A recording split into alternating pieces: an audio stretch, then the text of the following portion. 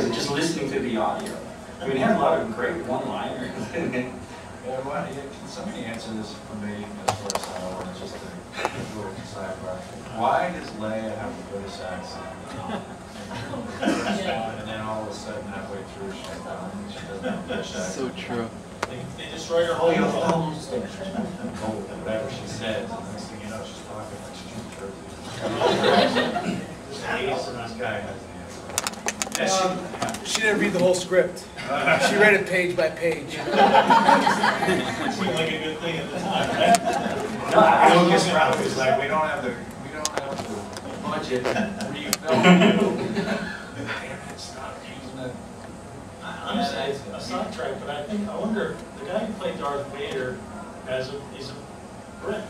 So he was speaking his lines, so maybe it was one of those kind of things that's a little infectious, you know, when someone starts talking. Hers was catch way yourself. too thick. I could see it. What I was talking about this, yeah. Calling. Well, just as a point of reference, I met David Prowse at a convention, and he didn't know that he was dubbed. And he found out the night I just want to watch my videos. I'm so cool.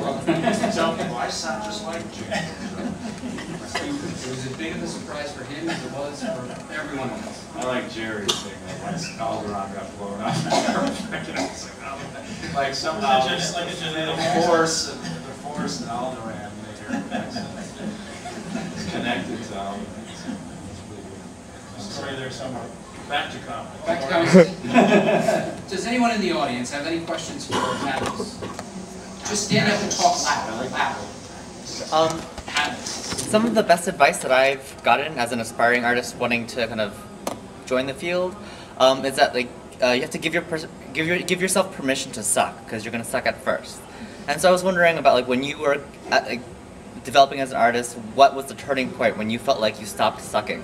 It was the day I looked in the mirror and said, I'm taking my permission not to suck. I suck and I'm proud of it. I actually, what was the question? He said you saw it. I suck. These guys are great. We give you permission to. I feel better now. My career's going to change. Go. I'm sorry, seriously. When did you? No, you didn't. I don't know. Well, for me, I don't think you ever look at yourself and go, oh. I think that's when you stop really learning. You know, you always have to look at yourself and think you can get better. I mean, believe me, there's pages I know where I go, man, that sucked. And to this day, you know, there's pages I go, I'm proud of.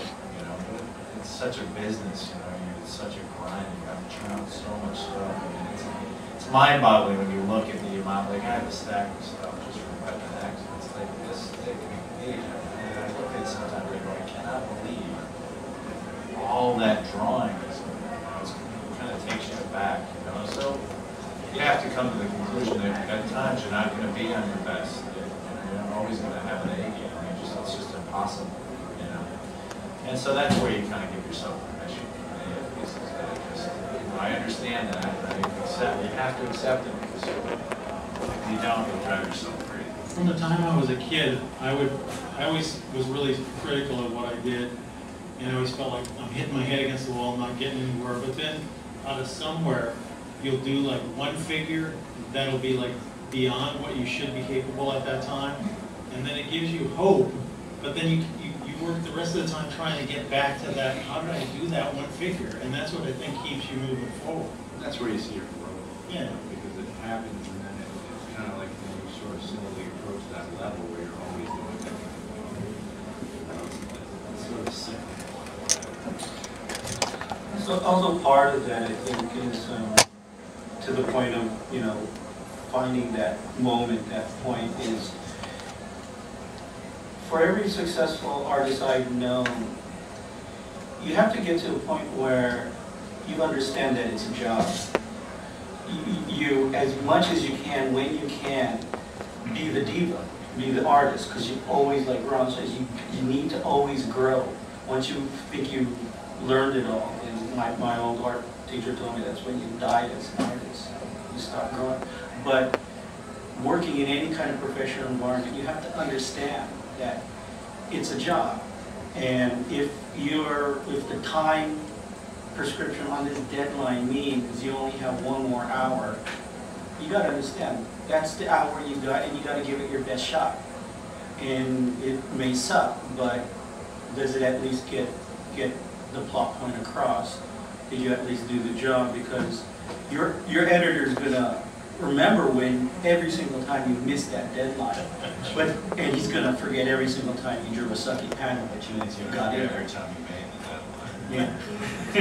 Yeah. I would say every issue of anything that anybody's done has at least a couple of pages that were as good as they could be at the time, or in the time allowed.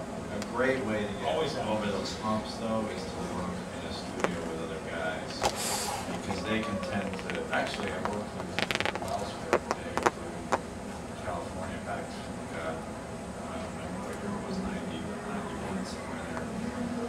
And, I had been to Tijuana the night before and got into a fight on the border.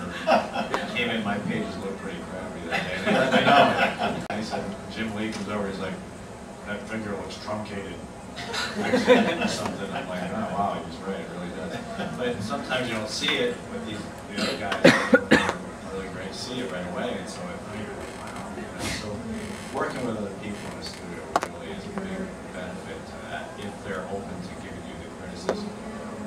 And so you have to be open to it. You have to be open to people telling you that you guys you respect, telling you this could be better, that could be better, and don't let that intimidate you or kill you, like, oh, the world sucks, I'm gonna always suck. No, take that and really learn it. Don't take it as a negative, take it as a learning thing, growing from that, because that's really the key. Taking what people see, what they say about your work in a constructive manner and really, really applying that. Guys you admire and respect. That's the biggest growing curve you have to get better as far as I'm concerned. I concur, and I try to explain to other young artists that the way I look at it is, like Ron said, is not a negative or not a commentary